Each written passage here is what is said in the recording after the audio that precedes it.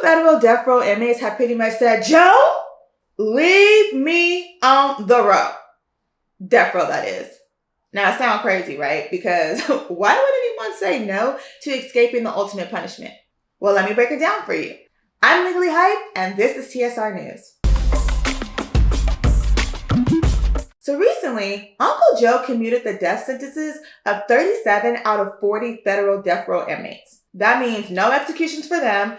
They're now serving life in prison without the possibility of parole. The Biden administration has had a moratorium on federal executions for some time now. And what this means is that, at least temporarily, the feds weren't going to move forward with any executions. And what Biden ended up saying is that he could not, in good conscience, let the next president come in and flip the switch and resume executions. So he went ahead and stepped in and issued the commutations. But two inmates, Shannon Agofsky and Lynn Davis, had their lawyers file emergency papers with the court, basically saying, "You did it, Joe! But no thank you. Mind your business." Now, before we get into the reasons for refusing the president's commutations, let's talk about the three inmates that Biden did leave on the road. Because these guys, they in a whole different category, all right? First is Robert Bowers, who was convicted for the mass shooting at the Tree of Life Synagogue in Pittsburgh. Then you got Dylan Roof, who was convicted for the shooting at the Mother Emanuel AME Church in Charleston, South Carolina. And then last, you got Dzhokhar Tsarnaev, who was convicted for the Boston Marathon shooting. Y'all see the pattern? Okay, well, basically, all three of them were convicted of terrorism or hate-motivated mass murders, so Biden's execution moratorium doesn't apply to them. So at this point, Trump will go ahead and handle that when he get in and do whatever he want to do, whenever he get around to it. That's on him. But now back to Agofsky and Davis. Why in the world are they rejecting what most would see as a life-saving deal? Shannon Agofsky, who was sentenced to death in 2004 in the killing of a fellow prisoner in Texas, and Lynn Davis, a former Louisiana police officer who was sentenced in 2005 for ordering the killing of a woman after she filed a complaint against him at the New Orleans Police Department, both filed emergency petitions to prevent their sentences from being commuted to life without the possibility of parole, because both are actively appealing their cases under a claim of actual innocence. And therefore, reducing their sentences could have an effect on how the courts review their claims. Lawyers for the two men filed briefs and basically argued, one, our clients didn't request these commutations and they are politely being rejected.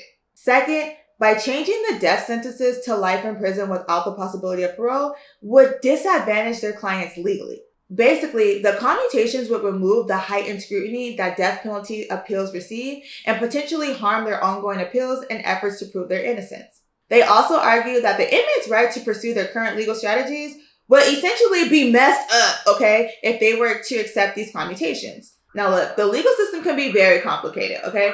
So much so that the type of case you have, or in this case, your sentence, could determine how the court looks at your case and your options to get justice. So the reality is, like, these men aren't trying to stay on death row for fun. They're fighting to keep what lawyers call heightened scrutiny. So let me explain why that matters. When you're on death row, your case basically gets VIP treatment in the legal system, okay? The courts would basically put your case under a microscope because, let's be real, if they mess up and execute you, they can't exactly come back and be like, oh, my bad, and fix it. So when you're sentenced to death, you get automatic appeals and you don't have to request or pay for them. And then those appeals, they come with extra checks to make sure the 5th, 6th, 8th, and 14th Amendments are all accounted for. But if your sentence changes to life without the possibility of parole, it's a whole different ballgame at that point. The urgency, gone, okay? The scrutiny, well, let's just say the height, it goes down to Oompa Loompa. So then Agofsky and Davis are basically telling Biden, please leave us where we are so that the courts keep looking at our cases like it's life or death. Because it is. So essentially, these two are betting on the courts being more careful with their cases while they're on death row. Because once you're gone, you gone. It ain't really no do-overs in death. So when these inmates say, hold on, Joe, leave me on the row. Hold on, Joe, leave me on the row. What they're basically saying is, please don't take away my last and best chance for justice. And this, my friends, is why the legal system is more complex than a Rubik's Cube.